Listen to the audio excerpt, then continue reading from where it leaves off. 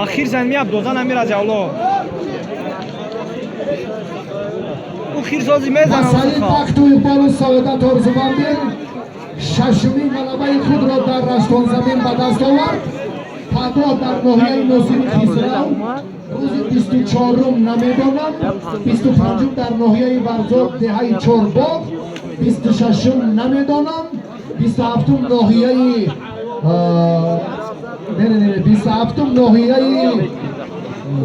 عبدالرحمن جامی، 27 در دهه دهنه میرپاک کلاب شهر 4 جایزه، 28 در دهه چلچه ناحیه تیبورملک.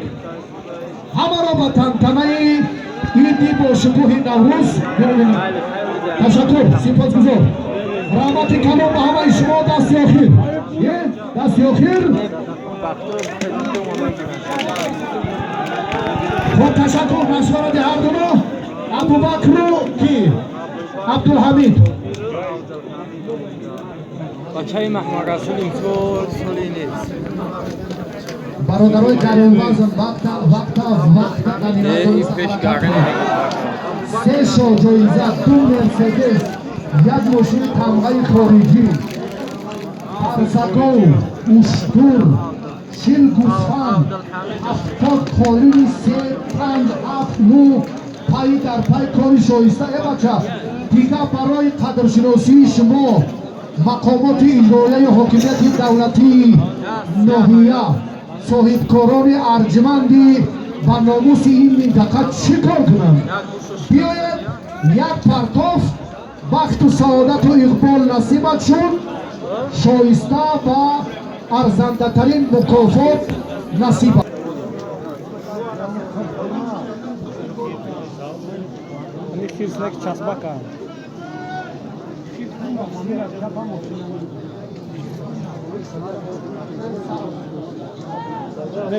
کیرس یک خدا بزرگ نمیگریزه فردوس نسیموف غزل دولتشو غزلشوی دولتشو حق نظر و ددخان و بعد این عبدالرسول یا محمد رسول یا هر دو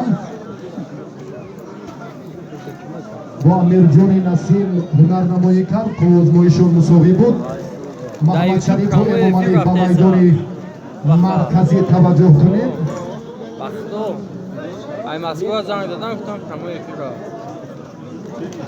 یوتیوب در رفته تشکر. اکنون رسالت خود را بود کردیم هرچند که شما کار خود را انجام ندادید. تشکر.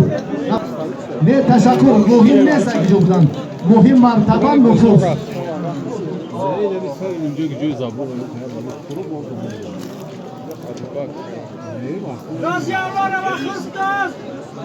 برای ماشین